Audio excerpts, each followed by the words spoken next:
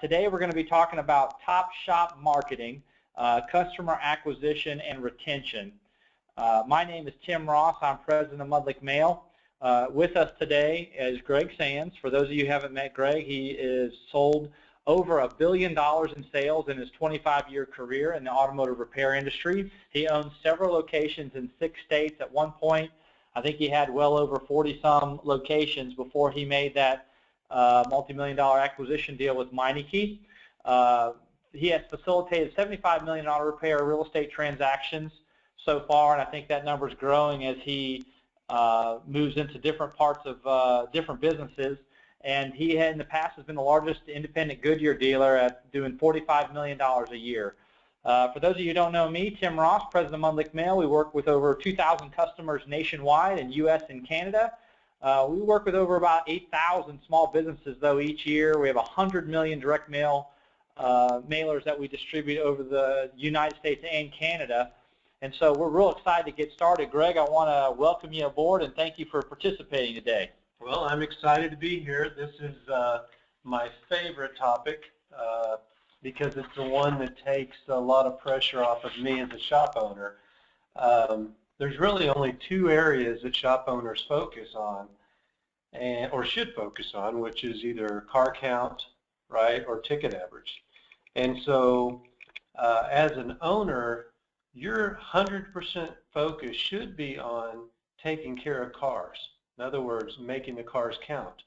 And unfortunately, what I've seen with my friends out there is that they spend a lot of time jacking with their marketing or doing different things, and so they always have a car count problem. And so what I hope today is to clear up some of the confusion and tell people exactly what I do, and it works in 6 states. This year is another record year for us. If you're not up significantly in car count, then there's probably something that I talk about today that might help you. So I'm excited to be here. I'm ready to get rolling. All right, guys. Well, again, as I mentioned earlier, if you have a question, rather than raise your hand, if you guys could type in anything that you have, any questions for me, and I will be happy to get to them as quick as I can. Again, we have hundreds of people on this particular call, and we'll get to as many as we can. But we are going to try to get through about 45 minutes. We'll try to answer the questions as we go along. And then if you have some additional questions that come up at the end that we don't get to, we'll certainly help them at the end. So again, thanks everybody. You're in a listen-only mode. Greg, let's get started here. Let's talk a little bit about the different things today are going to really be about the auto repair industry. We're going to talk a little bit about the marketing strategy and tactics, setting a budget, timeline, determining what's right for you, and then again at the end we're going to try to leave at least about 10 minutes to talk about some questions that people might have. Let's start out a little bit about the industry, because I know everybody's got issues with technicians, and there's a lot of new car sales going on right now. Can you spend just a couple of minutes giving us a little bit of kind of rationale why we never stop marketing? Well, one of the most encouraging things is that our industry is really growing. If you look, even though there's record car sales, and I've talked about that in the past at Mudstock and some of the other conventions, the average car is still 11.4 years old. That's amazing, especially when you go back in time and look at, what was considered to be old was maybe 8 or 9 years, just a decade ago. But there is a big problem, and that's demand, the technician demand, and I think sometime we need to have a webinar on that. But I will tell you, technicians can really decide where they're going to work, and 10 out of 10 technicians prefer to work in a busy shop. Mm-hmm. And so if you have a shop owner that's not got a good system of supplying plenty of cars for their technicians, those technicians, even the loyal ones, will be tempted to go away and go somewhere else. So marketing your shop has a lot to do with turnover in your stores, and a lot to do with having good, solid technicians in your store as well. So the cool thing here, if you look, independent auto sales will continue to outpace dealership auto sales. When I got in the automotive business 25 years ago, there was about 10,000 more dealerships back then than there are today. You know, if you look at a lot of dealerships got wiped out in the last 7 or 8 years. And so we're in a great time. Now there's a lot of competition amongst ourselves with national chains. And I had to deal with that back in the early 90s, but it was with oil companies. Now we're looking at big multi-chain companies that we're having to compete against. So we have a great answer for that. I'll tell people what I'm doing. The goal is to just make it as clear as I can. This is what I'm doing, take it or leave it. If you want to do it, great. If you want to mess with the recipe, I can't guarantee that it's going to work. Because if I could cut something, I would cut it. Well, and one of the advantages that, you know, we have is as Mudlick Mail is, you know, we really care about you guys' success. And the fortunate thing we have is, you know, Greg's Average stores are all multi-million-dollar. They're all $1 million plus stores. They have been. They're very profitable. So if we can share some nuggets of information, sometimes that might require a little bit of change, and change can be painful occasionally. But guys, this is not pie in the sky stuff. The stuff you're learning today is real. We have hundreds of customers that are also equally successful, that are many that are on this webinar. So let's move forward then and talk a little bit about the marketing strategy, Greg. I know these kind of key things here that you focus in on each one of your stores. Can you elaborate a little bit then on the overall marketing strategies in regards to these points? Yeah, and a lot of this I'll take care of for everybody today by just establishing what I'm doing and what my other partners are doing out there. So it'll make it very easy. But, you know, and we'll talk about mistakes in a minute, but one of the things that's real important is establishing your goals and what goals make sense. You know, for example, if you're struggling out there, if you're down 15, 20%, and suddenly you think next month you're going to be up 10 or 15%, that may not be realistic. But could you get up where you're up, you know, or down 10% the next month, even the next month, up 5 or 10%? That's a more realistic way to set your goals. Probably one of the biggest things for me is knowing your market potential. And what market potential is, is that if you look, and this is really how I went after the big chains, and I could dominate the big chains. I knew that when I deal with it today. I have shops that open up every day, and I'm up against the billion-dollar companies out there.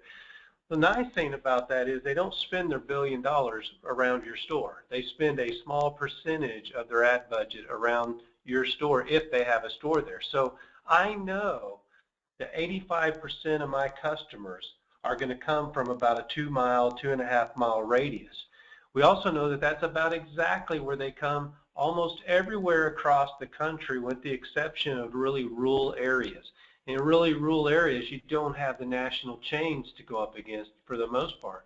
So if I dominate the 2-mile area around my store, and what I mean by dominate, it isn't mailing 5,000 pieces or 10,000 pieces. It's just mailing the right number that meets your total market potential. I don't want to go into a month where I'm only marketing to half of my market potential, and that's kind of nutty when you think about it. You know, if you put a store in a certain place, you want to make sure you dominate that. So, and then the diversity is really, what's the good mix of, you know, online, how much should you spend, how much should you spend in direct mail, in Facebook and Twitter. You know, there's a lot of places now that we didn't have to worry about 15 years ago.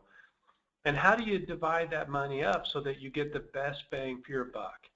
And then we always set a calendar. Our calendar, we set it because we want to make sure that we're in front of our customers every single month, not every other month, not once a quarter, because what you'll find is if you're not in front of your customers, your competitors are. You want to apply pressure. And anybody that has lived around one of my stores, or if you're a Mudlick Mail customer, you probably see a Mudlick direct mail ad every single month.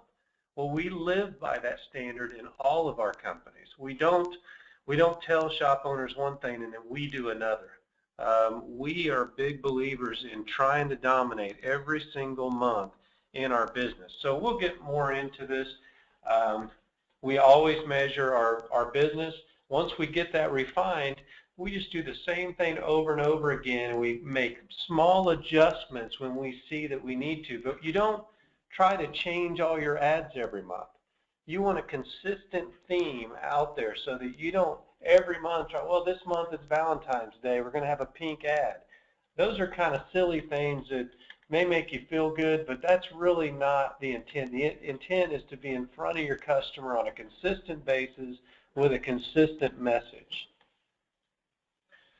All right, guys, and I tell you, we're going to go in a little bit more detail as you go along here. I will tell you, as I mentioned earlier, guys, with all the folks on here, I've got you guys on listen-only mode. If you have some questions, feel free to email those in, and we'll get to them as many as we can. A lot of the questions I think we're going to answer as we go through this presentation. Greg, let's talk about how the different methods you use for acquiring new customers, and then some of the mistakes that you see out there, because I know you're in hundreds of shops throughout the year. Some of them are your shops. Many, many, many are our customers that have asked you to come out. Let's talk a little bit about how do we bring people in? What's the different types of mechanisms out there? Because I know there's good and bad for every industry. Let's talk a little bit more about what's good for us. Well, one, all types of marketing for the most part work. What confuses people, and it's confused me, is that not all of it works for the right type of customer. And so I'll go through these and I'll explain as well as I can why I do what I do. But you know, you should always have a good online presence, and you're going to get a good return on online presence. I use a company, and full disclosure that I'm an investor in, that's called Kukui, that handles my website, my SEO, my pay-per-click. But you can use other companies as well. I just happen to really like them. But some people use Demand Force. There's a ton of companies out there that you can use. But just remember that, and most of you know this right now, if you were anything like me, I thought when this online stuff got going that was going to be my answer. You know, if you look at the evolution that I've been through when I got into the business, it was who had the best Yellow Page ad. And today, you'd be better served not to have. I haven't had a Yellow Page ad in 15 years.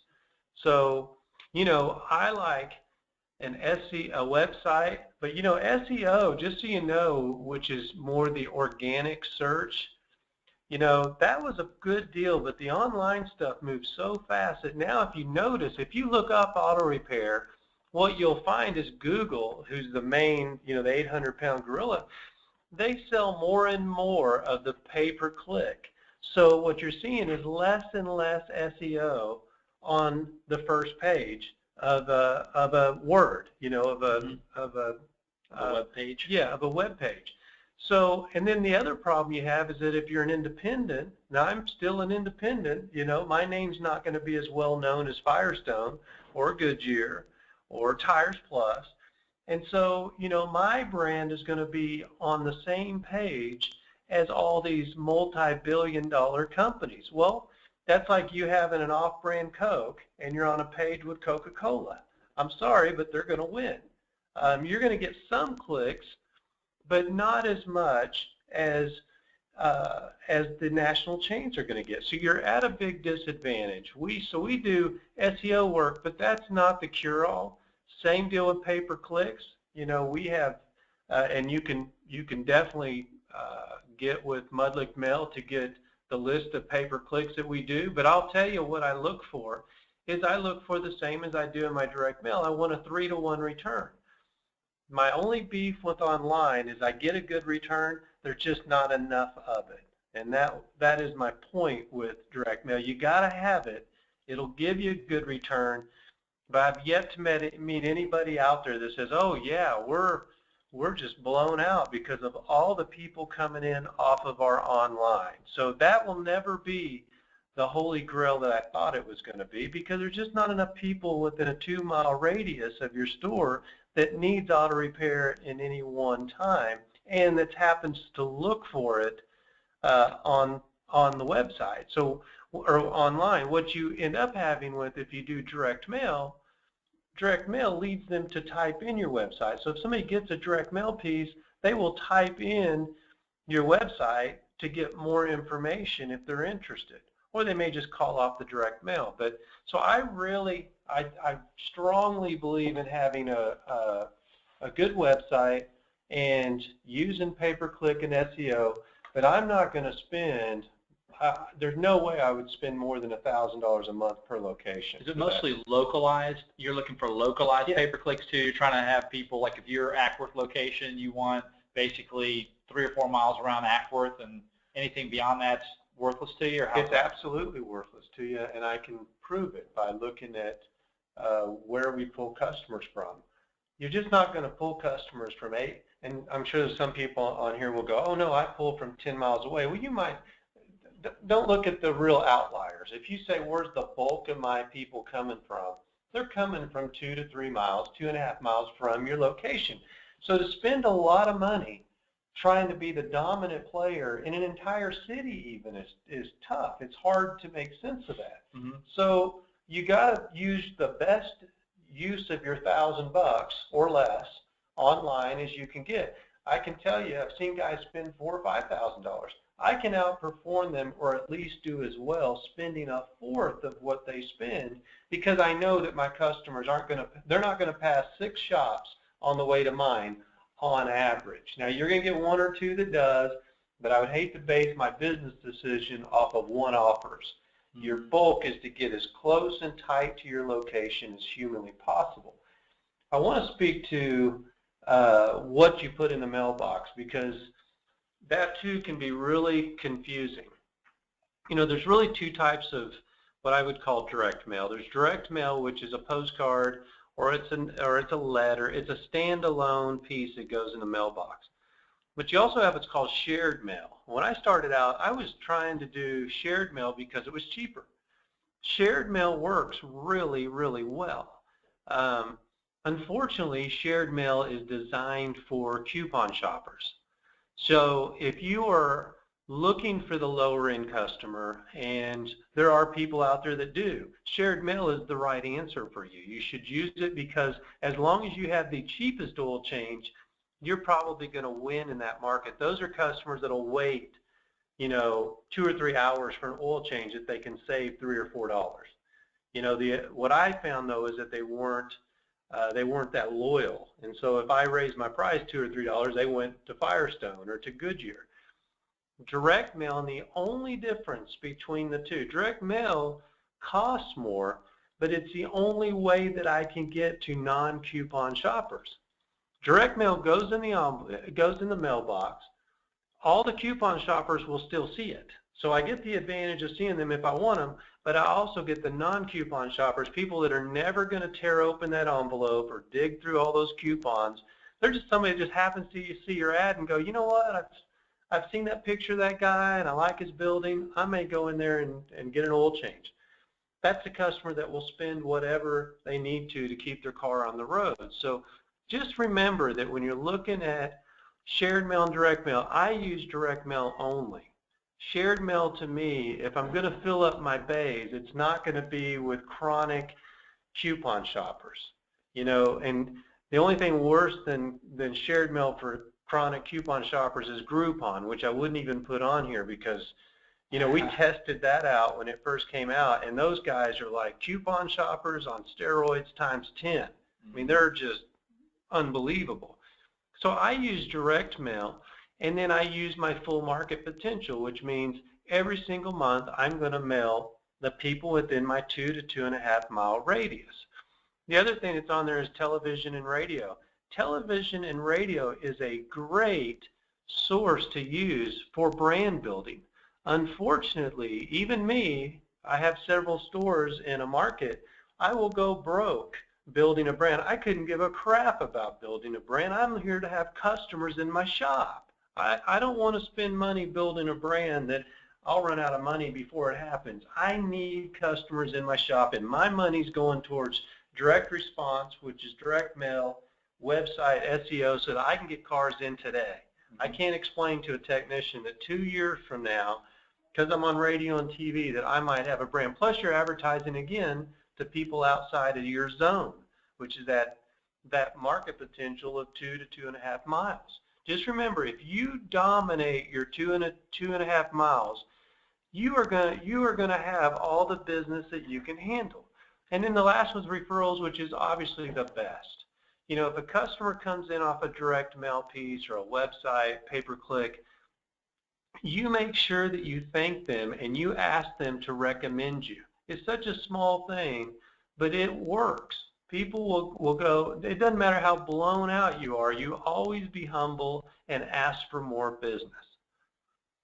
Well, Greg, what are some of the mistakes? I know you talked about full market potential already. A lot of times people don't really hit their full market, but yet they want to, you know, a lot of them don't understand they want to be a $100,000 shop, but yet they don't market like a $100,000 shop. What are some of the marketing quantities, the offers, the targeting, things that are critical for you to make sure that you do have success? Well, in all marketing in my world is I got to have a return. And so unfortunately, shop owners have been screwed over so many times. I have myself. You know, we get hit. If you're at a front counter, you get hit all day long with the local magazine, sponsoring Little League, everything. Everything comes to the front counter, and you feel guilty. And it usually started off with, you know, I'm a customer, and, you know, we've got this, you know, Little League game that we want you to sponsor. Well, there's $300, there's $400, there's football games, there's all. And so I call those donations.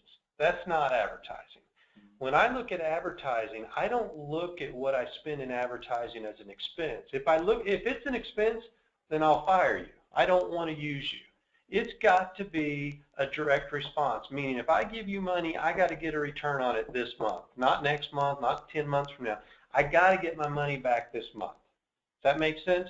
So I think one of the first things that happens is the shop owner will think that, oh my God, I can't afford to do my full market potential because and they're looking at it as an expense, which is logical. Unfortunately, you never get your full potential. You can never get the best technicians. You can never have the service writers. You'll never be able to be busy first, hire people second.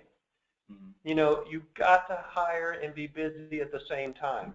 So I hit my full market potential. If it's 8,000 customers, that's my ideal market potential, meaning all the good customers in the 2-mile area. In the first mile, I always mail 100%. Second mile, I mail most of them, but if there's some low income, I may cherry pick those and pull those out to keep my numbers within line. But my stores range from 12,000 up to 20,000 a month in direct mail. I think most people don't understand the absolute volume you need to really keep your shop busy. Mm-hmm. So that's probably one of the first things is really understanding full market potential, looking at it as a return on investment, and then not mailing closest to their store.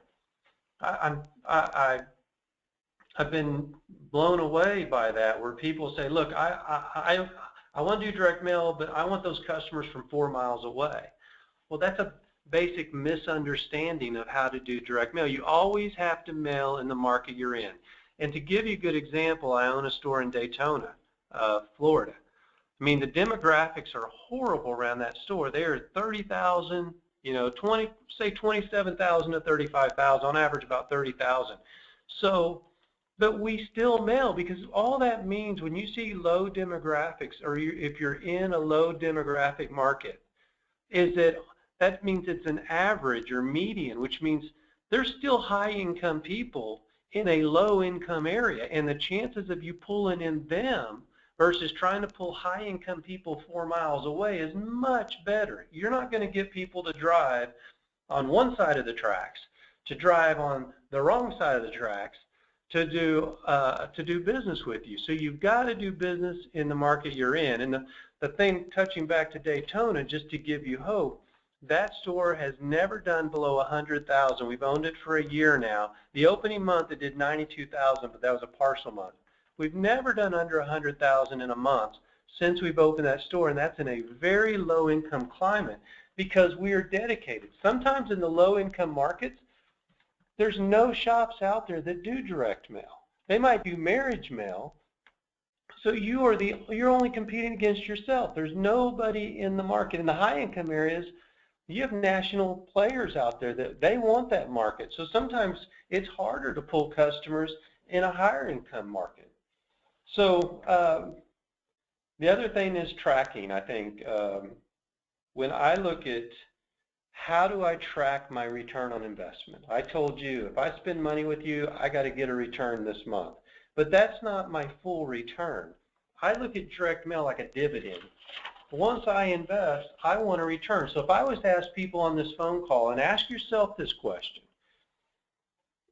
how many of your customers are regular customers, repeat customers? What percentage of your customers stay with you? And so I would say on average you're probably around 75%.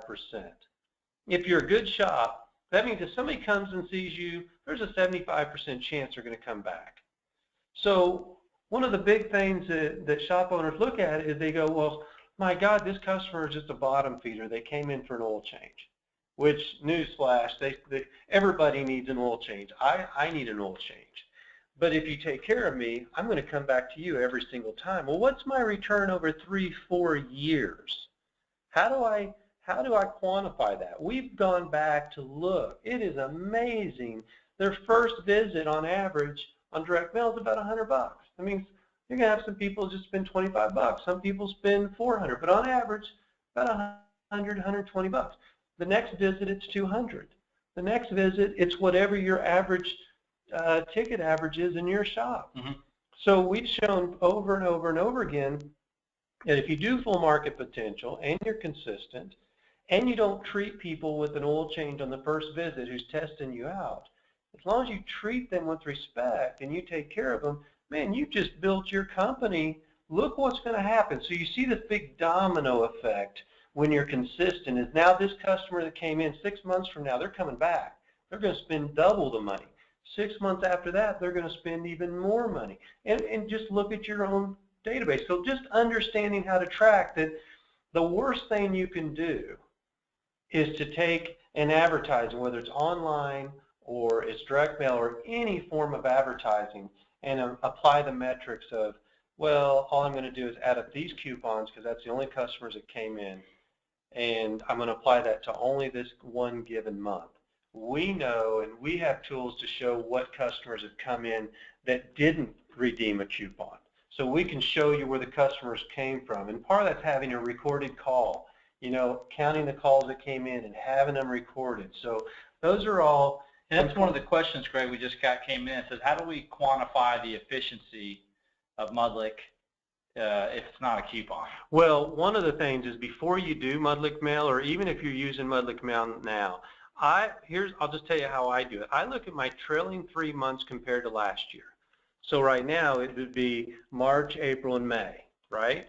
And I would compare this year's March, April, May to last year's March, April, May. If I'm trending, let's say I'm trending flat, I'm just even to last year, and I start doing full market potential, even if I don't believe Mudlick Mail, I know that, wow, I've been flat for 3 months now, suddenly I'm up 10% in sales. You can only kid yourself so much. You can go, well, obviously that's what's happening, is that the direct mail, because you're going to have non-coupon shoppers. Also listening to the phone calls, and this is one of the biggest mistakes that I've seen. Unfortunately, this is a hard thing even to say, but from listening to thousands of phone calls of my friends out there, there's a lot of folks out there that believe their front counter people are saying yes to customers. Well, that front counter guy has been conditioned a lot of times to say no, turn people away. If you want to blow up the sales in your shop, you've got to say yes to customers. You have to be ready to go, ready to take care of customers. A customer that calls for an oil change or breaks or what, they don't want to wait 5 days. They want to come in right now. It's their day off. And so you have to make room for them. And so you can quantify it, even if you want to just look at it yourself, it's just look at sales. Did your sales go up, or are your sales still flat?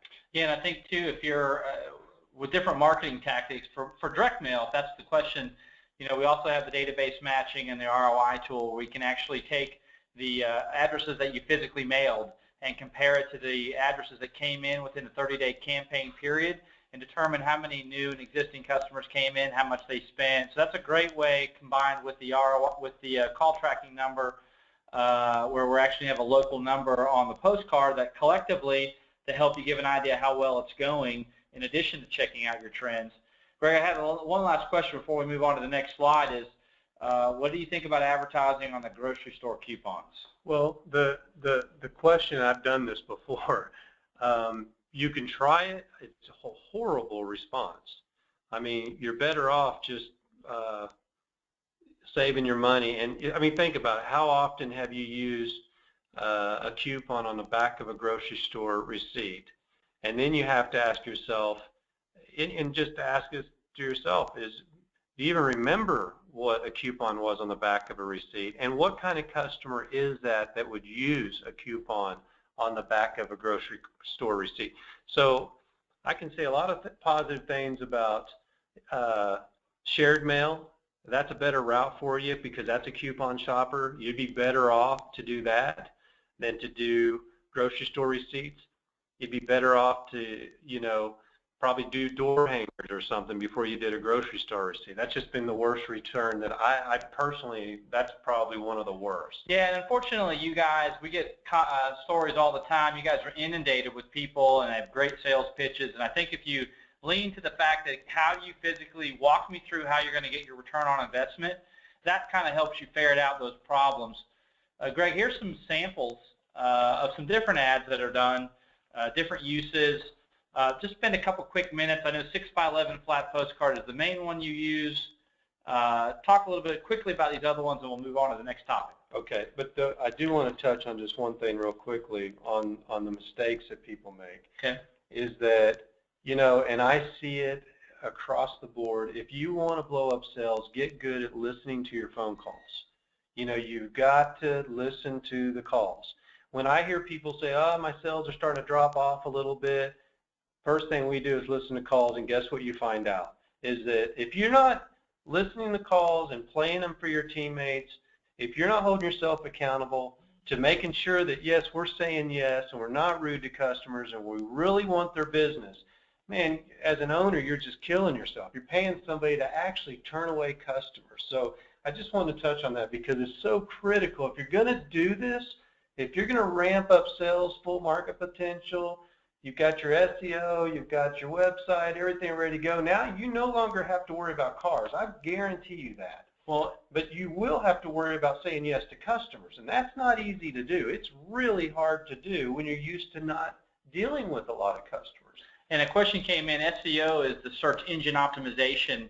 That basically helps you be located on the website. What about, real quick, Greg, because we've got a couple quick questions that popped up here, billboards. Yeah. What do you think about billboards? Billboards are great directions. If you have a billboard that is close by your store, or you've got a really crappy location and you got a billboard that can point you in a certain direction, that's great. But you always have to then ask yourself the question. That's all it is. It's a big sign. But would billboards give you a direct response, or is that building a brand? If you want to build a brand, use billboards. But it's not going to drive people into your shops immediately. We've done billboards in these cities. We've gone with them, without them. If we have a location that's a tough location, sometimes a billboard helps, but the location of the billboard sometimes is very hard to find. Yeah, and I think with the fact that you can't change it out very often unless it's electronic, then electronic gets real expensive. So there's some definite pros and cons. I know one of the questions that came up just a few minutes ago, where we talked about 10 out of 10 technicians want a busy shop. If we staff enough technicians to always say yes to customers, they may not feel that we are busy enough. What's more important? Well, if you do full market potential, if you advertise the area around your store, we've seen this. I think there's 2,200 shops out there we deal with. We don't hear that with people that are committed to full market potential. The bigger issue is that we're too busy. And so if you're struggling with car count, something is not right. We're in a market where you should be steamrolling right now. If you're not, somebody else is. And so you don't need to worry about the cars. If you do full market potential, you have a good SEO company, and you're tracking your performance, you're saying yes to customers, then you got to sell everything and put the pressure on the back. You got to overwhelm your shop with work. Once you overwhelm your shop with work, now you can add a technician. But you've got to overwhelm the team that's there. If you don't, then as soon as you hire a technician, another technician will quit. So that's the way it works. It's not easy, but if I told you it was easy, then I'd be selling you, some kind of training system. Well, but it's hard. It is hard, and I tell you, if you guys get these systems down, you can be real successful. But I tell you, a lot of people don't bother to learn the systems, and so people on this call are really taking an opportunity to really learn. We're getting a lot of questions in here. Let me cover a couple quick ones, and we'll have to move on.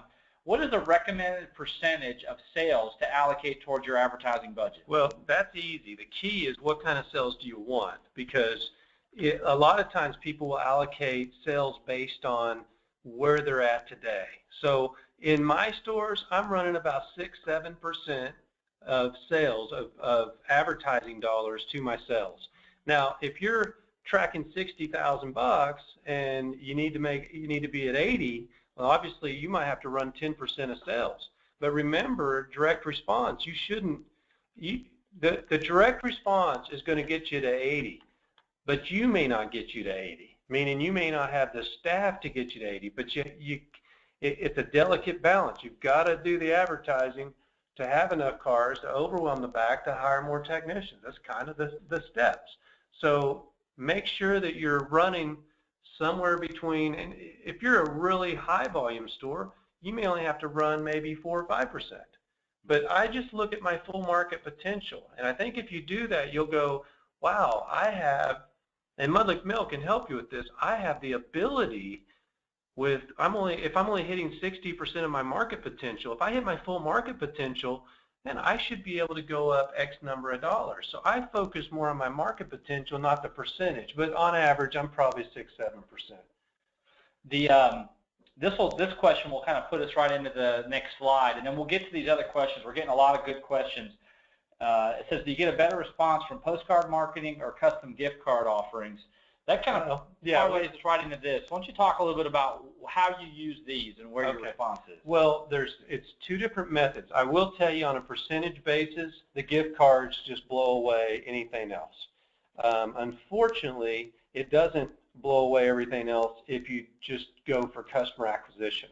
And what that means is new customers. My workhorse, what I've been using and what works for people across the country is a 6x11 flat postcard. It's the least expensive. We do things like I will hit a saturated area around 2 miles around my store. Now, it will hit my regular customers too, which has always been fine with me, because if I take my regular customers out, now that's no longer a saturation mailing and the price goes up significantly. So some people get all lathered up about, well, yeah, it's hitting my regular customers. Well, so what? That's better that you stay in front of your customers too than Firestone staying in front of your customer, because eventually they may buy it. So you still want to stay in front of your customers. So that's my workhorse.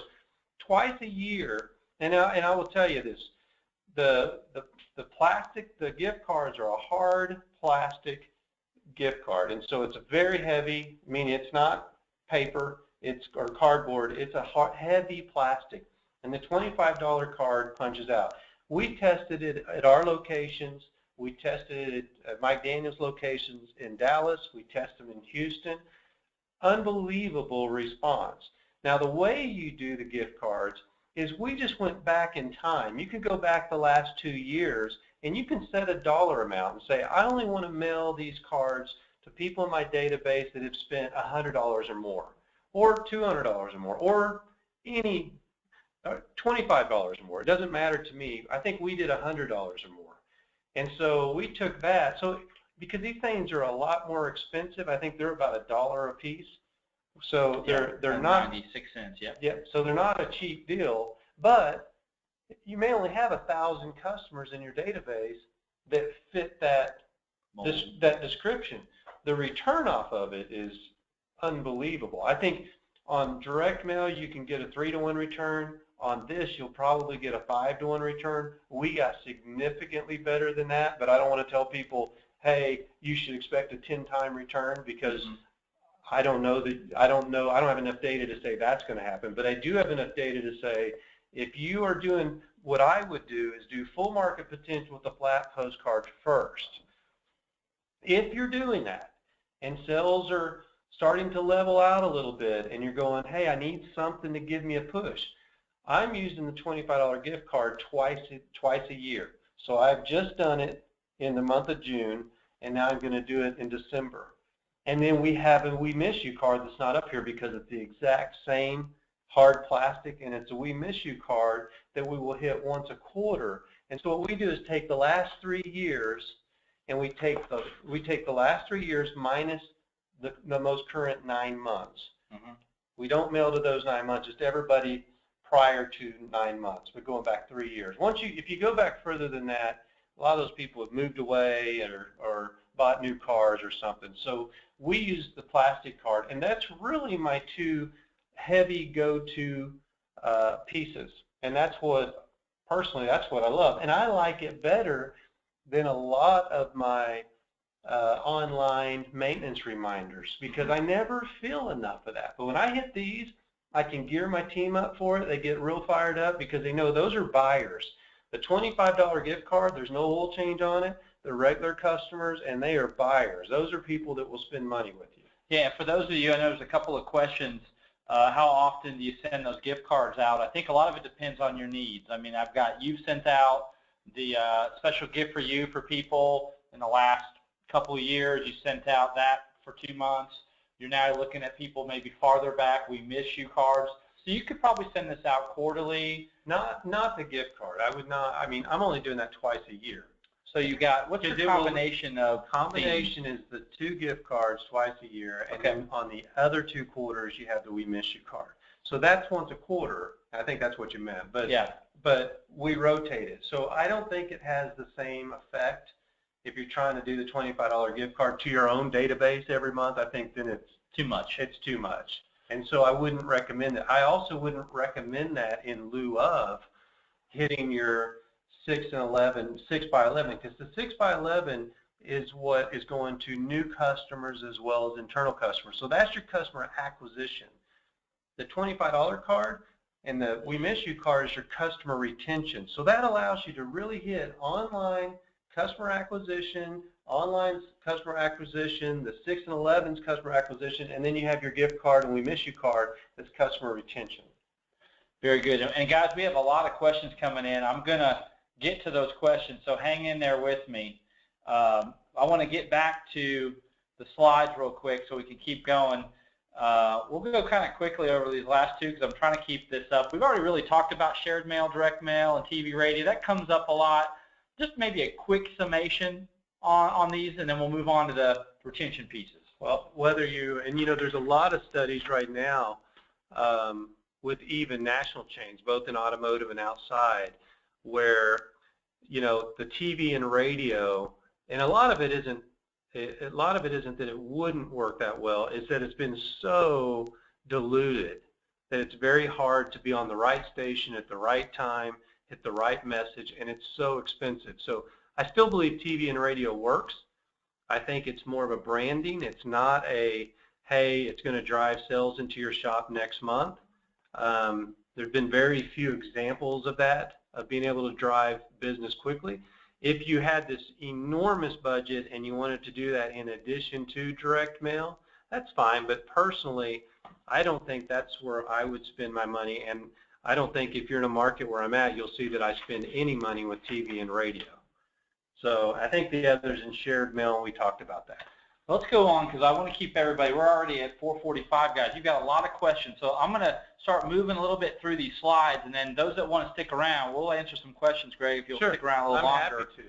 Let's talk a little bit about the customer retention because I know we had some questions about loyalty programs. Well, walk us through some of the retention pieces that you do. Well, you can see them on here, and I think they're pretty basic, the same as what a lot of people probably do, is the service reminders. The We Miss You card is really an upgrade from my old We Miss You card. Missed sales, we do a lot of our missed sales, we do that on a callback basis, not on a database mailing. But we have found that if you do too many mailings on missed sales, In other words, let's say you miss a sale and then you send out a direct mail piece saying, hey, we'll give you a discount.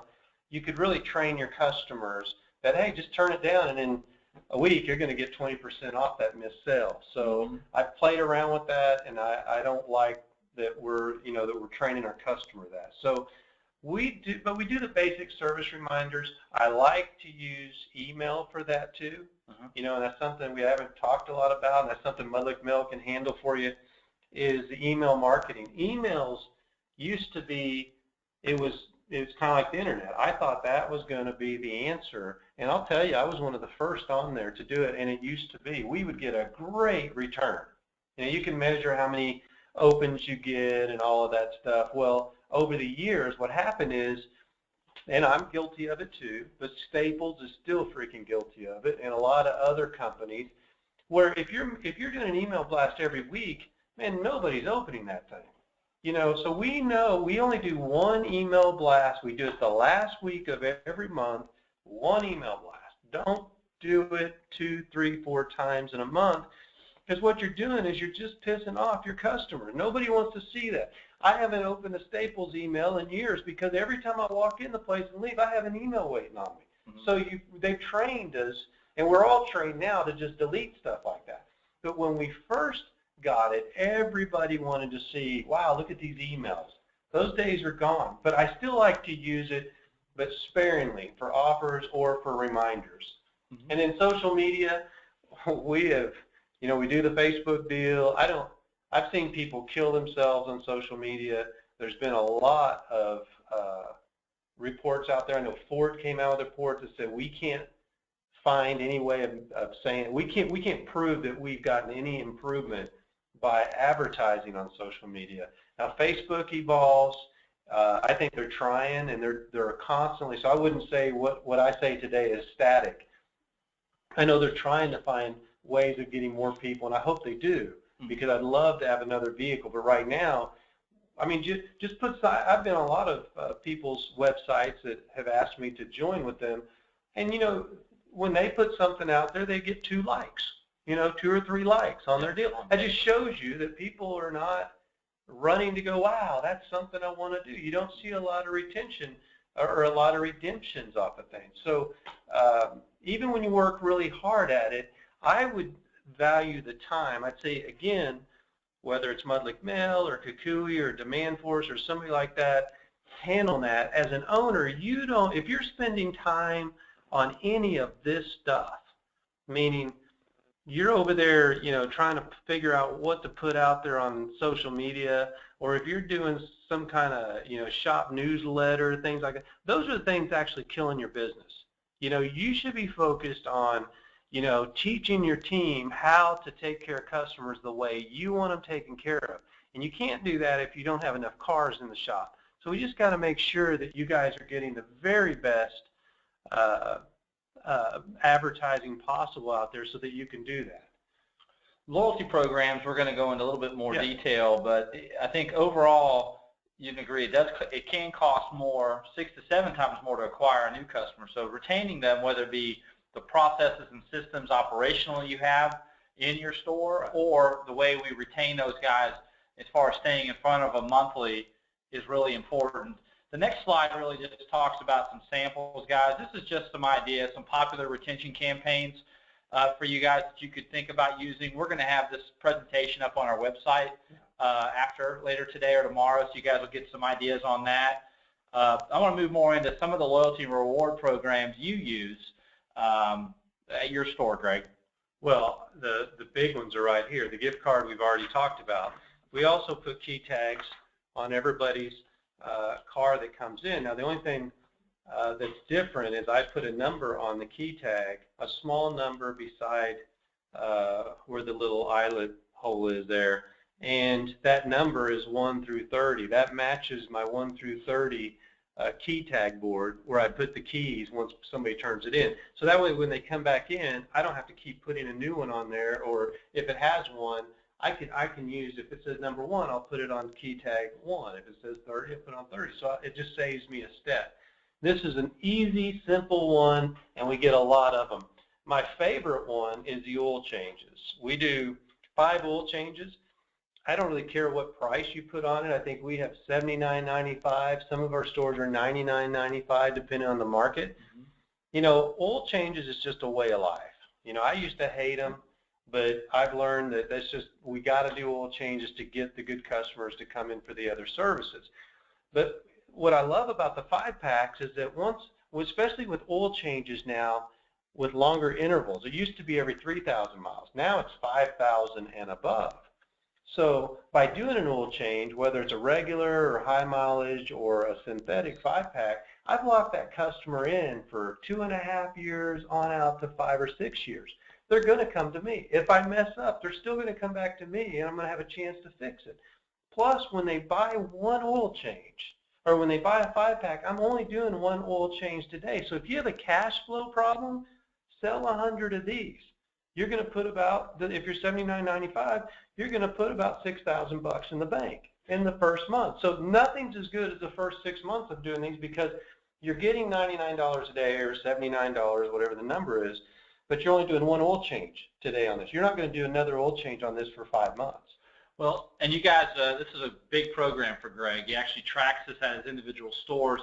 There is information on the Mudlick Mail Learning Center about the 5-pack oil changes, some other samples, as well as the key tag shop boards samples. These are just some of these, and Greg has done a bunch of other webinars that talk about operationally how he uses these key tags and shop boards as well. So any parting thoughts on loyalty rewards? Well, this is so important to us that we pay $5 on every one of the 5-packs that are sold at the store. We pay it to the salesperson that sold it. So a salesperson can come to work and know, hey, I can make a quick 10 or 15 bucks today. All I got to do is sell 2 or 3 of those.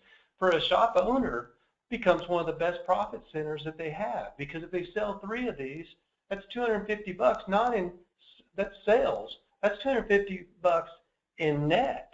Mm-hmm. So it's a big change when you start thinking, wow, if I could sell 2 or 3 of these a day, that totally changes my picture. And a lot of small business owners, man, $200 or $300 a day of cash flow is an amazing difference. And guess what? You don't have to pay a technician on this. When they come back, this person's going to have a free oil change, so they're more likely to spend money on repairs that a technician's going to get. Mm-hmm. So it becomes a positive, and you can build a relationship. It's my favorite one by far. Let's move on. And guys, I know you have a lot of questions. I'm not ignoring you guys. I know we're getting close to 5 o'clock, so I want to get the bulk of the webinar completed, and then we'll go through those questions. Again, everybody's on mute only, so hang in there. You can type in your question at the bottom. We've got 2 more slides left to go here before we get into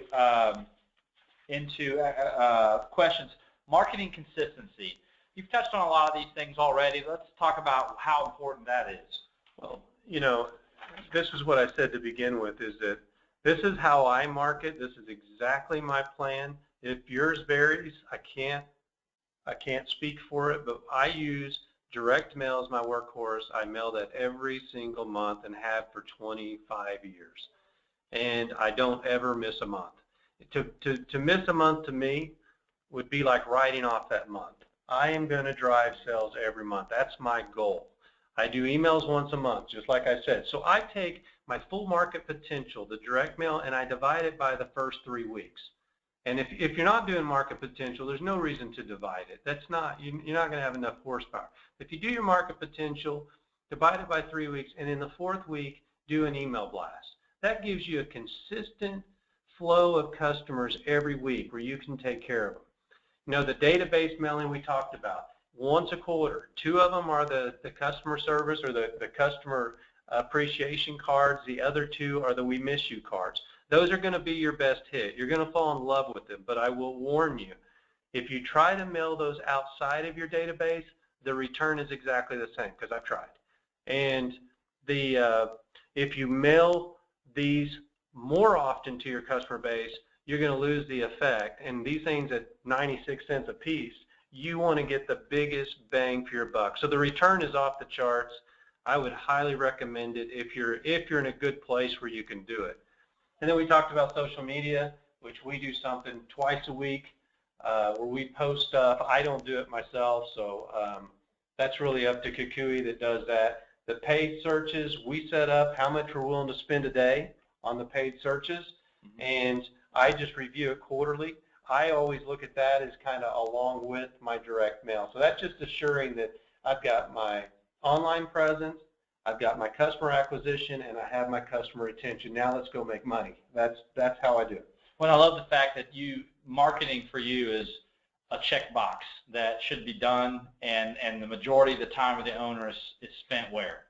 It should be just spent teaching, training, and hiring. If you don't have a technician, well, if you're spending time, writing emails on Facebook versus out looking for a technician, there's something real. I think logic has to prevail here to go, I don't want to sit down every month and jack with this marketing. All I want is cars coming through the door. And so that's what I expect. And if I didn't get it from Mudlick, I'm sorry, but I would fire Mudlick. If I didn't get it from Kukui, I'd fire Kukui. But I'm getting cars. And if you're not getting cars, then there's something wrong with the recipe. The other thing is, on all the things we talked about, if you don't use the right messaging, for example, if you said, hey, I hate oil changes, so I'm going to charge $49 for an oil change, well, then just save your money. Don't do direct mail, because I don't want you to get pissed off and say, Greg didn't turn me right. Think about the logic behind this. What we do with our direct mail, what I believe is, if people ask me how do I get the price, I charge $2 more an oil change than Firestone. So if you look in your market and Firestone's $16.95, charge $18.95. The reason for that is I know the hardcore coupon shopper will go to Firestone instead of me for $2. That's the person that's going to beat the hell out of you, and I've had my beatings when it comes to that. I don't really want that customer, so I'm going to be $2 higher, so that when somebody's bringing an oil change, I know that they had a choice. They could have went to Firestone for $2 less, but they chose me. So that means they're not a bottom feeder. They chose me at $19.95 or $18.95 versus the $16.95.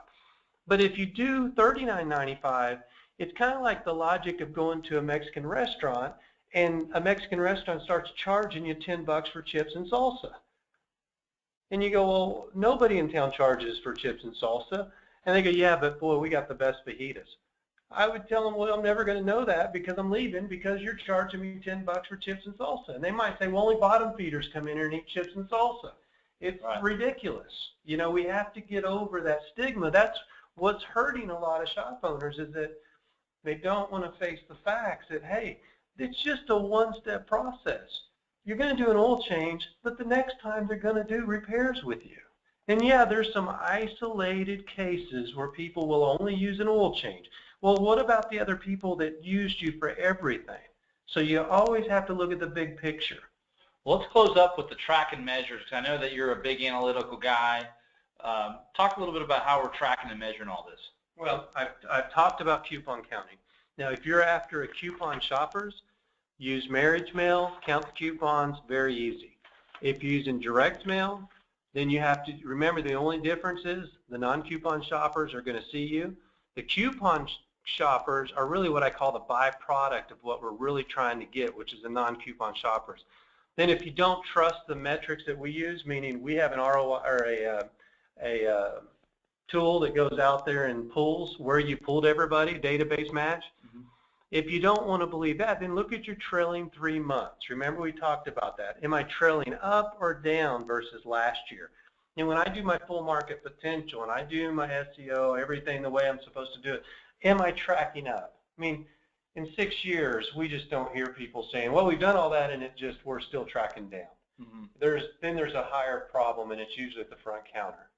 So, the sales, we just talked about that. The paid search conversion is very easy to track online, and you'll get an update, whether it's DemandForce, Kukui, or whoever you use to do that. Even a local guy can give you the return, how many people have come in.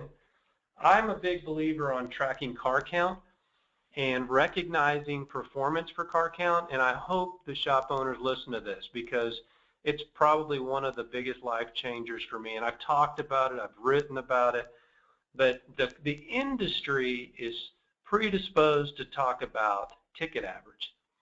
And the reason why the industry talks about ticket average is because it's so easily manipulated.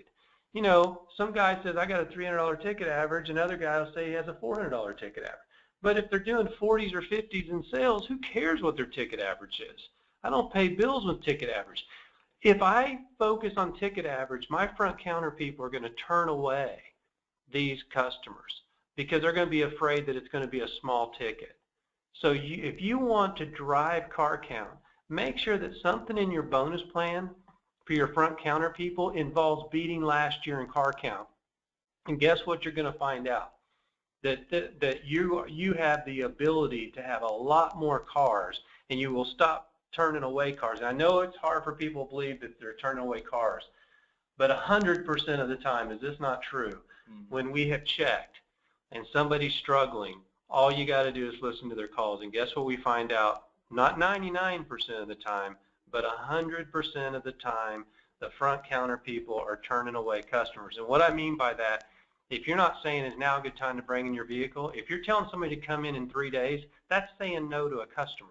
If you're telling them to come in next week, that's saying no to a customer. If you're not getting their name and phone number, type of car, you're saying no to a customer. It just doesn't make sense to advertise and then have people at the front counter saying no. I mean, we have to break that cycle. Yeah, and guys, there's a lot of, as we wrap up this webinar, there's some more great information about, and Greg did a webinar just about how saying yes and the importance of that. And so it all plays a part of the marketing. When you spend all that money to drive people in, if you don't have the back-end process to support it, it will definitely impact you. Let's quickly jump, this is kind of the combination to ease your mind, right? I mean, we do postcards, emails, gift cards, social sharing. You add that together, you put it in the checkbox, and boom, you're off and running. If you want to do, the full potential of the store and not worry about car count, this is exactly, and every one of those should have an immediate return on investment. So it's not, I can't afford it today, so I'll do it in 6 months. It's what are you losing by not doing it, because you should have an immediate return. You just have to think that way. We're going to jump into questions. There's a bunch of questions, guys. It's 5 o'clock, and I hate to hold people over long. We had gotten just a tremendous amount of questions. I just left this slide on here, guys. If you guys don't know, we're one of the very few companies that offers an affordable monthly payment plan. So if you've ever had some struggles to get started, the qualifications are very, very easy. It's really a payment plan, not a loan. There's some great financing options here, payment plans, very flexible discounts, all kinds of great things. So if you have some interest in direct mail and you've never been able to get started, this will solve that for you. You can get a lot of information on our website for that. So let me just try to answer a couple of these questions. We had a lot of these questions come in. So we'll cover a couple of these real quick, guys, before we sign off. Greg, how do I handle service advisors that think they are always too busy and want to schedule everything? Well, you have to incentivize them by car count, which is something I just touched on. If you incentivize them on car count, if you incentivize them, you can break it down by the day. If last year you averaged, 15 cars a day, then you tell them that, hey, 25% of your bonus is going to be on your ability to get more cars in per day. So you make sure that there's something incentivizing them to say yes to customers. The follow-up to that is one guy says, hey, they're so busy right now, he's not sure how he can take in every vehicle and get them done in a reasonable amount of time. I know that comes up a lot. Yeah, and the problem with that is that you're not going to be busy in 6 months. And the customers that you turn away now are going to be your broke cars in 6 months. So if you want to eat like a king in the summertime and starve in the wintertime, then that's the way to go about it. You've got to be willing to say, hey guys, if we're so busy, and everybody has a different idea of what so busy is. For example, we've got customers that do 5 million in sales in stores that are 16 bays, or maybe it's more like 20 bays. But a lot of so there's some guys that they're blown out at 100,000 in sales. It's all relative. So maybe add some more people, but the option is not to turn away a customer, because that customer you're turning away, do the math on this. That customer you turned away, what if 3 out of 4 of those are going to stay with you? How much are they going to spend with you over the next 3 or 4 years? $3,000, $4,000, $5,000 bucks. So when you say no to those 3 customers, you just turned away maybe $15,000 in future repairs. Because once you turn them away, they're not coming back. They're going to tell you forget it. So it's very important that you suck it up and say yes to customers. Good answer. Good question, guys. One of the questions that comes in, and I'm getting as many of these as I can, and they are rolling in now. Do you guys send the postcards to businesses or just residential? I was wondering if any other shops finding out there that I am direct mailing people, they'll start to do the same thing. Well, I can answer that one for you, Greg. We don't do businesses, guys, a lot for the reason why this gentleman is saying there's just a very low return for businesses, so we have screened those out. So yeah, no worries. We definitely do not hit businesses. Greg, what are your thoughts on handing out coupons while the customer is there? The coupon would be there for different services, hopefully to bring them back. You can do that. I'm not opposed to that. I've seen people that do a pretty good job with it, but I'm not opposed to that. I think it's a nice thing to do. One of the questions is, what works best on your ads? Oil changes, brake jobs, what else, etc. Your number one return is always going to be oil change. And as an example, it's only because, or the reason is because everybody needs an oil change, and most people in a parking lot, or a lot of people in a parking lot is due for an oil change. But how many of them need brakes? You're still going to get the brakes. So we put more than one oil change, or we put more than one coupon on there. We put an oil change always as a staple, but then we put things like brake jobs or alignments, really more to tell people that we do it. Because if they don't need it today, I want them to think about us as more than an oil change place. We're a full-service auto repair, so we make sure that they know that we really do everything. And what are your thoughts on changing monthly themes on the postcard? Should they always look the same? Yes, I hate it when people change to monthly themes, because what you're doing is you think that people are getting bored with your ad. They're not. If you look at, don't just take my word for it. Look at like the Container Store, or gosh, there's a lot of national chains, a lot of from Carnival Cruise, all those ones, Ford dealership, all they will. The consistency is what's there, because if you're not needing that product today, you're not using it because it's not a certain type of ad. But every time you change your theme, especially as a small business person or even as a national chain, you change your theme a lot, and people will never recognize you because it doesn't trigger in their subconscious. They need to see the same or very similar ad. I change my ads only when the season changes, and very little. I just change the offer. Maybe I take off. In the summertime, I'm advertising air conditioning check. In the wintertime, I'm advertising check engine light. That's about the gist of it. I don't like to make very many changes for that reason. You're going to get a better return by being very, very consistent. One of the questions was, you talked a little bit about this. How do you figure full market potential?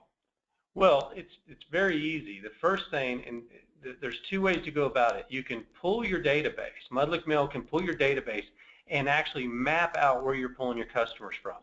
But I can tell you where you're pulling them from. It's, for the most part, it's going to be 2 to 2.5 miles.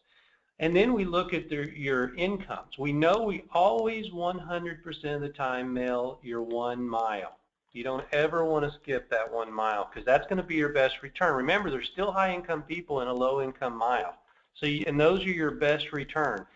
And then you're going to look at your second mile, and if you've got some real low incomes that are out there at 1.6, 1.8 miles, I might skip those, but I'm going to go for the best in the second mile. Okay, one of the questions was, and guys, you guys are rolling in the questions, so you got a few minutes, Craig? Yeah, I do. Do you have to do a $19.95 oil change to make it work? Well, if you look at the $10 off, we tried that, and we've gotten a lot lower response off the $10 off. I don't know why. I've seen Jiffy Lube do $5 off signature oil change. I've seen but the return isn't there. I've seen them go right back to and they're an oil change place. So the cool thing about $19.95, or if it's, we have some stores that are $29.95 in Texas, and it's because that market is a $29.95 market. We just want to be in the ballpark, and a consumer knows, hey, I'm going to go in there, and this is what my price is. It's also hard to train people if you're changing your price a lot, and we've seen that with shop owners, and we have that. We have different prices for oil changes depending on the market or the city. So by saying $19.95 or $29.95, it is what it is. So that's been what's worked best for me. What do you put on your We Miss You card? $10 off an oil change? No, on the We Miss You card right now, I'm putting a $50 off, $50 or more, which I know what some of you are thinking is, holy crap. Remember, these people have fired us. They have not come back. And so by putting an amount, now I'm not hitting people that have only done an oil change. I'm hitting people who spend $100 or more. So I've done something wrong, and they're not coming back. So I figure $50 is the most aggressive ad that I do, because these people have decided after 9 months, you could go a year back if you want to, but for 9 months, they've obviously gone somewhere else to get an oil change or to get some kind of maintenance, and I want to win them back. Great questions. What is your opinion about a buy 4, get 1 free LOF program? I don't really have an opinion. It's very similar to the 5 for $79.95. If you want to do 4, get 1 free, and I'm sure that will work probably just as well. I think the key there, guys, is that you guys are you're locking in people for extended periods of time. That's what matters, and you're building cash flow, big time cash flow. Do you ever market specifically to local businesses? If so, which ad mediums are used? No, I'm more for my business, where I like to put stores is around neighborhoods. We do have a store that's in a business area, but they still pull from the markets, from the 2.5 miles. They tend to live close by, and then word of mouth will pull from further away. But I don't really market to the businesses, because a lot of the big businesses, if you see how their mail comes in, they're never seeing those. Those are just gone. It just depends on how their mail service is, but I chose not to do that. So I wouldn't be able to give you good advice on that. And I will tell you guys, just from a marketing standpoint, we do have the ability to mail into businesses. We've had folks ask us, hey, I want to grow fleet accounts. We can target specific fleet accounts, landscapers, pool companies, typical companies that have a lot of vehicles. But what I will caution you on is, a lot of times those guys are already using somebody, and so it's not an immediate return. So that's more of a kind of a where you're kind of trying to get your name out and kind of hope that there might be some opportunity down the road. So can we hit them? We can. Is there immediate return? There's not. But if you stay consistent, you might get lucky. And like Greg said, in the office building, unless that person specifically has a mailbox assigned to them in the office, because a lot of people want us to hit like universities or hospitals. If they have a box, they'll get a card. But a lot of times, like Greg mentioned, it goes to a department or a general mailbox, and in that case, it never really makes it to the end user that you're looking for. Really good questions. Another question is, are you talking about gross profit dollars on your ROI ratios? I think to answer that question, Greg, I mean, when you talk about a return on investment, so if you spend $3,000, right? For you on a 3-to-1, that is for you to have sales of $9,000. Right. I'm looking at the sales, because I can't control what you charge for gross profit. Everybody varies a little bit, but I would say if you spend $3,000, you should get $9,000 back in sales, which means you should probably make, if you have a decent gross profit, somewhere around $3,000 off of that. And I will tell you guys that there's short-term and long-term profitability with that. And so Greg's pretty adamant. That's why he consistently mails existing customers when he does his marketing, because you may get just a 3-to-1 or 4-to-1 return initially, but then once you've locked that customer in, long-term profitability. So if an average automotive customer is going to spend $800-900 with you annually, if they may spend $100 or $200 that first time, maybe it's $50. But once they're in there, long-term profitability kicks in. So your ROI actually will grow exponentially as you continue to market. So that's a really great question. Greg, do you use coupon magazines? No, I don't. And the reason why I don't, they would work, but remember, that's really going after the hardcore coupon shopper. Ultimately what I'm really after is the person that doesn't use my coupon.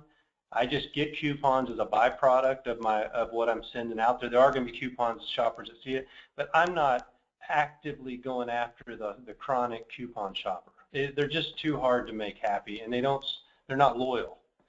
Well, and I'll tell you guys, we'll have one more question here, and I know I'm glad some folks, we have a lot of people still here. We do have the ability, one of the questions was, can you share your missing child card and gift, or your missing cards? We miss you cards and gift cards that Greg uses. Absolutely. Those are on the website. Again, Greg mails out the miss you cards twice a year, and he'll mail out the special gift card, special gift for you twice a year as well. So he does 2 different versions of the credit card, gift card. That information is available on our website. You can also call your local sales rep, and they'll help you with that. One of the last questions then, and we'll wrap up, is do you segment your lists, and can you have a rolling campaign through your list? That's actually a good question. I'll answer that for you if you don't mind, Greg, is if you guys do have people that you're currently mailing and you want to see where they're mailing and you want to have a campaign on, let's say, like Greg will do, is he'll say, hey, I want to do the We Miss You cards to people who have not been in the last 9 months but have came in for service in the last 3 years. And so whether you're looking, whether this is a question in regards to gift cards, we can segment that data, determining who's coming in, how much they've spent, when they've last come in. We can also ensure that these guys are only getting cards once, so we can dedupe and delete guys out of certain list mailings or database mailings so that they're only getting a specific offer one time. So hopefully that answers your questions. Guys, I'd love to keep everybody on here. The database mailing question you have, sending maintenance reminders out or not, I think, Greg, on maintenance reminders, you do that via email? Right, mostly via email because of the way I do my We Miss You cards and our gift cards. I'm sorry. Well, and guys, a lot of great information, a lot of good questions. Thanks for the hundreds of you guys that stuck around here beyond 5 o'clock. We're going to have more of these. This webinar will be posted on our Learning Center here. As you can see, you can have access to a wealth of free tools and resources. Greg's got webinars on front desk resources, budget planning, operations, coupons, video tutorials. There's all kinds of webinars on there, guys. If you have more questions that we didn't get to, please go to info@mudlick.com. I know it's misspelled there on there, so I apologize. It's mudlick.com, Mudlick Mail. Give your local sales rep a phone call, and we'd be happy to help you. Even if you're not currently doing business with Mudlick Mail, we want to serve you guys, so don't hesitate to call us. There's a lot of customers we work with who might not be ready for normal direct mail. They want to get involved in some other way. We can work with just about everybody to help you grow your business. We appreciate your time. Greg, thank you so much for joining us today. Absolutely. This has just been a blast. I love this. I hope that we were able to help some people. I'd love to hear back, especially if you use the gift cards. I would love you to drop an email to the guys at Mudlick Mail or Tim and let me know how that went. We just had an enormous return off of that. So I'd love to hear back from you guys. All right, guys. Thanks so much. You all have a great night. Again, thanks so much for joining us. Take care. Bye-bye.